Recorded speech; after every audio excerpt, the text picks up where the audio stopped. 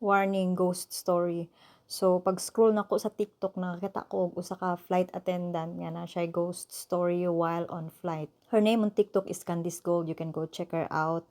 And the story goes like this. So bago daw siya nga flight attendant. And then on that flight nga padung Dubai, which is 14 hours if I'm not mistaken, is taud-taud yun na siya nga flight, no. So within that kana nga flight nga taas is naa sila'y time nga matulog. So murag magsalitan sila sa uban ng mga crew.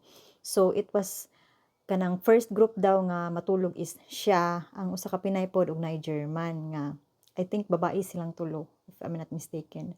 So padung na sila modung sa nasa na may compartment daw sa likod or like somewhere sa eroplano nga adto sila matulog. Mga around 3 to 4 hours daw ang kanang matulog sila basta tag-as nga mga biyahe. So nidung na sila didto niya. Naman ay murag bed siguro niya, nay cortina daw. Nya pagkadto daw nila natingala sila kay naay cortina na nga kanang close ang usa ka bed. So ilang gi-open. Nya pag open nila kay naa daw tiguang nga laki around 50 years old.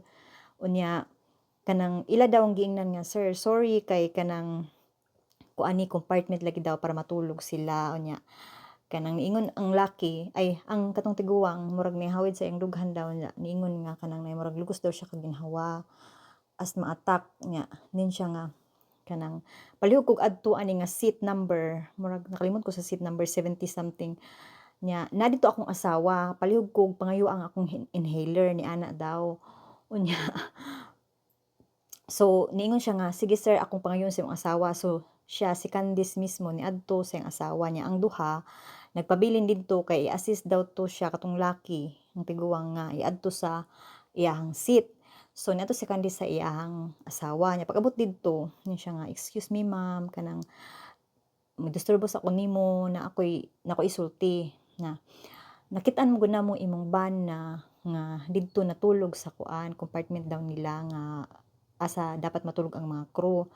Unya kanang ila daw i-assist nga ibalik sa iyahang seat pero first is pangayoon daw niya tong inhaler niya. Ang naong daw sa asawa, which is ang asawa Heartfield ang apelyido. So ang asawa daw murag ni serious ang naong, murag ni kalit og ka-change ang kwan sa naong ba. Nya pagkahuman niingon ang asawa nga, "Sorry, are you joking?" Yan ako, "Are you joking?" Like, "Ma'am, sorry kanang nakadisturbo ko pero dili jud ko mag-joke og ingani kanang kanang serious to iyahang kuan, iyang gipangayo." Didto na nihilak daw og duro ang tiguwa ay ang katong asawa, tiguang na po siguro. Nya natinga siya kay hala unsa man gisulti nga ning hilak man. Kay niingon siya nga kanang ay itong before pa 'to nihilak ni siya nga, "Wala ko nag-joke ma'am, actually ingani ang gisuot sa imong bana, like checkered something." Nagkuhan siya og details bag unsay gisuot sa lalaki. Nya mao 'to nga ninghilak og duro ang asawa, natinga siya, hala unsa man akong gisulti nga grabe manghilak sa asawa. Nya pagkamunahay di ay kay niingon ang asawa ni-explain nga, "Sakto imong gisulti ingana jud 'tong gisuot sa akong bana." Unya kanang naa pod siya diri nga flight, pero wala siya diri nga cabin, kay naa siya dito sa cargo kay namatay daw tungod sa asthma. Didto na siya mura siyag na-shock pud ba nga, like di nimo ma-explain. Nya niduol daw ang ilahang murag as in maybe higher rank nga kanang crew nga kanang ug unsa nahitabo kay naghilak lagi ang pasahero nga iyang giduol. So mao na 'to nibalik siya didto kay naghuna-una siya na siya'y duha ka kuan, kauban pa nga iyahang explainan. So nibalik siya didto nya pag-abot daw niya didto katong usa ka Pinay ug katong German is natinga kay ay murag nagkuan po sila nagpanik sila ba kay kanang nawala ang pasahero nga laki katong didto naghigda sa compartment nawa. Unya didto na pag-abot niya iyang gi-explainan tong duha. Unya ang Pinay murag nakatawa ra kay naanad na daw nga kanang siyempre kita mga Pilipino kay daghan tag nangyayari mga ghost stories, mga experiences ana, mga totoo. Pero katong German is naglisod jud daw og kanang process sa unsay ilahang experience ato nga kuan ato nga flight. Medyo nakakuan ko sa story kay we've been traveling 13 hours nga flight from Vancouver to Asia, like Vancouver to Taiwan, ana Vancouver to Korea.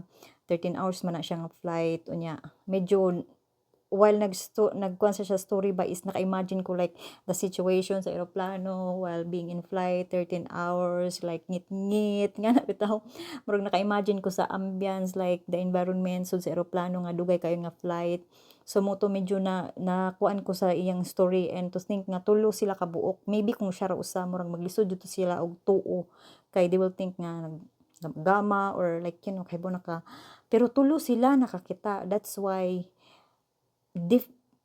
different kind of story. So what do you think ani nga story guys? I would like to hear kung unsa inyong hunahunaan or unsa inyong na-feel while nagkuan ko sa story or kung naa ba mo yung mga similar experiences ani. I would like to hear it in the comments down below.